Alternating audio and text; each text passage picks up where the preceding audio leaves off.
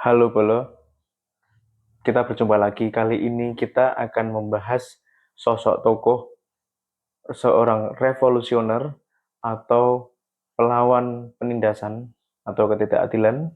Sosok tokoh tersebut berasal dari Jawa. Siapakah dia? Dia adalah Semar.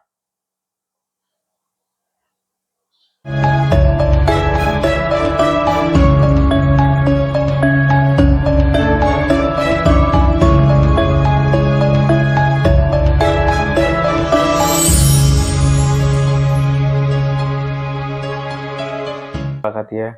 Dia adalah Semar.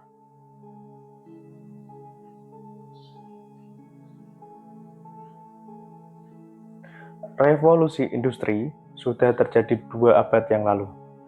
Karl Marx menuangkan idenya terkait ketidaksetujuannya terhadap apa yang terjadi di balik revolusi industri dalam Das Kapital.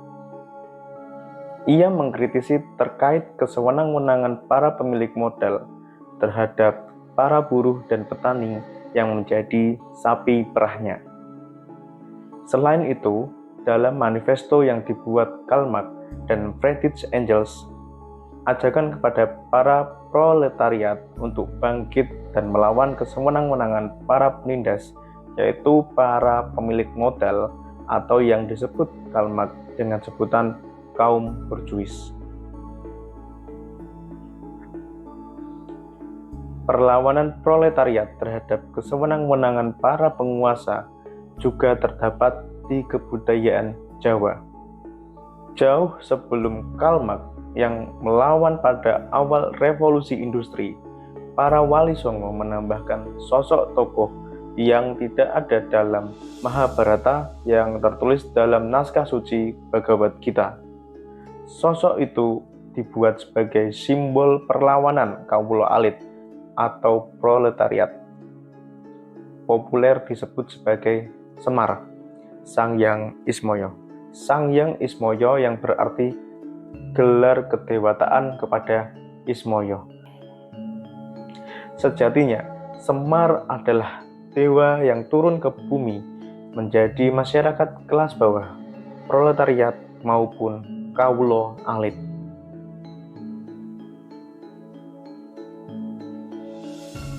Sebelum diturunkan ke bumi, ia adalah bagian dari 3 saudara anak dari Sanghyang Tunggal yang disimbolkan seperti sebutir telur.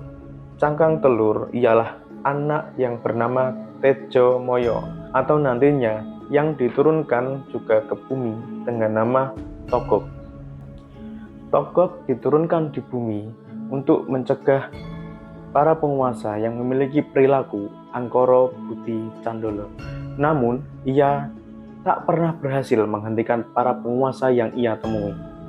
Kemudian putih telurnya ialah anak kedua yang bernama Ismoyo. Sosok inilah yang turun ke bumi menjadi sosok Semar. Semar diturunkan ke bumi untuk memberikan pengajaran budi pekerti ke para satria dan penguasa agar menjadi penguasa yang baik. Terakhir, Kuning Telur ialah anak terakhir yang bernama Manikmoyo yang menjadi penguasa para dewa dan disembah oleh para penduduk bumi kecuali Semar dan Togok. Sebelum Manikmoyo mendapatkan kekuasaannya, ia menyingkirkan kedua kakaknya dengan melakukan sayembara, yaitu ia menantang untuk memakan sebuah gunung besar. Kakak pertamanya memakan sebuah gunung dengan membuka mulut lebar-lebar sehingga mulutnya berubah menjadi lebar dan perutnya menjadi besar. Sedangkan kakak keduanya memakan sebuah gunung dengan mengambilnya sedikit demi sedikit dan tanpa sadar perutnya berubah menjadi besar. Manikmoyo tidak melakukan apapun dan melaporkan kejadian ini kepada sang ayah, Sanghyang Tunggal. Melihat kejadian itu, Sanghyang Tunggal marah, lalu menurunkan Tejomoyo dan Ismoyo ke bumi, dan memberikan warisan tahta kekuasaan Kahyangan kepada Manikmoyo. Namun, niat jahat Manikmoyo diketahui oleh sang ayah, maka ia juga mendapatkan hukuman, yaitu mendapat sepasang tangan tambahan yang membuatnya menjadi terlihat tidak sempurna. Kini Manikmoyo sudah bertahta di Kahyangan, sementara Tejomoyo menjadi Togog dan Ismoyo menjadi Semar, harus turun ke bumi untuk mengajarkan nilai-nilai moral dan mencegah keburukan yang dilakukan oleh para penguasa. Tejomoyo atau Togog menjadi punakawan bagi para Ratu Sabrang atau para penguasa yang berwatak angkara budi candolo. Togog berada dalam kegelapan kekuasaan. Ia mencoba dan terus mencoba mengingatkan para penguasa kegelapan. Namun, tak pernah satu pun perkataan atau kritiknya digubris oleh para penguasa kegelapan. Sedangkan Ismoyo atau Semar menjadi punakawan bagi para satria dan penguasa dengan perilaku yang baik.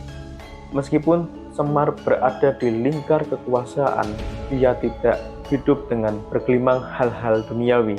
Ia memilih laku asketis dan memposisikan diri berada di masyarakat kelas bawah. Di Karang Kadempel bersama ketiga anaknya, Garing, Petruk, dan Bagong. Disitulah Semar tinggal. Meskipun hanya tinggal di kubu kecil, banyak para satria dan penguasa sering berkunjung ke rumahnya untuk meminta saran dan nasihat terkait mengatur tatanan sebuah negara atau hanya datang untuk mendapatkan penghiburan dari anak-anaknya. Seperti halnya di berbagai peradaban di tatanan monarki Eropa, terutama pada abad pertengahan, terdapat sosok jester atau badut atau pelawak kerajaan yang bertugas untuk menghibur para penguasa. Menjadi seorang jester adalah tekanan, karena ini adalah pekerjaan dengan resiko tinggi. Apabila para penguasa tidak terhibur terhadap candaan yang dibawakan, maka hukuman penjara siap menanti. Bahkan beberapa jester juga mendapat hukuman mati karena candaannya yang menyinggung para penguasa. Berbeda hal dengan Semar, salah satu sosok punakawan. Ia sering mengkritik dan mengingatkan para penguasa yang melakukan penyimpangan atau kesewenang-wenangan. Para penguasa tidak berani menghukum Semar jika memberikan saran, candaan, atau kritikan yang menyinggung. Sebab apabila para penguasa itu berani menghukum atau mencederai Semar, maka langit akan terbelah dan mara bahaya akan memporak-porandakan penguasa itu beserta seluruh negerinya. Semar bukanlah seorang badut ataupun pelawak. Ia adalah dewa Sang Hyang Ismoyo, anak dari Sang Hyang Tunggal yang memiliki kekuatan untuk membalikkan dunia, atau dalam bahasa disebut Sungsang Bawono.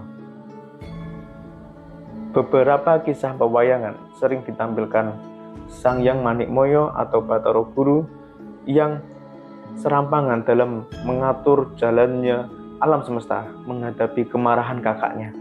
Kahyangan tempatnya bertahta dibuat porak-poranda dan dijungkir balikkan. Hal itu dapat dihentikan saat Bathara Guru mengakui kesalahannya dan meminta maaf kepada Semar. Semar adalah dewa para kawula alit, para proletariat, dan para masyarakat kelas bawah. Semar memiliki jargon yang sering diserukan ke orang-orang yang ia temui. Berkekek, ugek-ugek, sak ngulito, mel-mel. Berkekek yang berarti diam dan fokus terhadap apa yang dilihat. Ugek-ugek yaitu melakukan suatu pekerjaan dengan bersungguh-sungguh dan tidak bermalas-malasan. Sak ndulito yang berarti meskipun kerja keras menghasilkan sedikit hasil. Dan terakhir mel-mel yang berarti mensyukuri hasil apapun yang diterima dari kerja keras. Semar mengajak masyarakat kelas bawah untuk jangan diam saja. Lakukanlah pekerjaan dengan sungguh-sungguh, meski nanti dengan hasil yang sedikit, cobalah untuk menerima hasil dari kerja keras kita. Semar bukanlah tokoh progresif layaknya tokoh-tokoh besar dalam filsafat modern barat yang menentang penindasan. Semar adalah kesederhanaan, ketidakserakahan, dan ketenangan. Semar sangat marah terhadap manusia yang menginjak sesamanya, para penguasa yang menindas rakyatnya, dan para dewa yang membuat perkara dengan manusia. Ia bahkan tak segan-segan untuk menantang duel para raja-raja, dewa-dewa yang berbuat kesewenang-wenangan menggunakan kekuasaannya. Giri lusi jalmo tan kena ingino adalah ucapan yang sering dikatakan Semar saat menantang duel para raja-raja maupun dewa-dewa. Giri yang berarti gunung, lusi yang berarti cacing, jalmo yang berarti manusia, tan kena ingino yang berarti tidak boleh menghina. Sebesar gunung maupun sekecil cacing, setinggi atau serendah apapun derajat manusia tidak boleh dihina. Semar melihat manusia dengan pandangan egaliter. Semua manusia dalam derajat kesetaraan yang sama. Bukan hanya manusia, bahkan para dewa atau makhluk-makhluk lainnya dalam mitologi Jawa dipandang memiliki kesetaraan yang sama. Ia adalah dewa, ia adalah proleter, ia mentaati aturan nilai-nilai kebijakan, ia mengingatkan para penguasa yang berengkara budi candolo, ia menghibur para masyarakat dan penguasa, ia melindungi masyarakat, ia mengkritik penguasa. Semua dilakukan oleh Semar untuk memayu hayune bawono. Terima kasih, matur suwun, iki kisahku.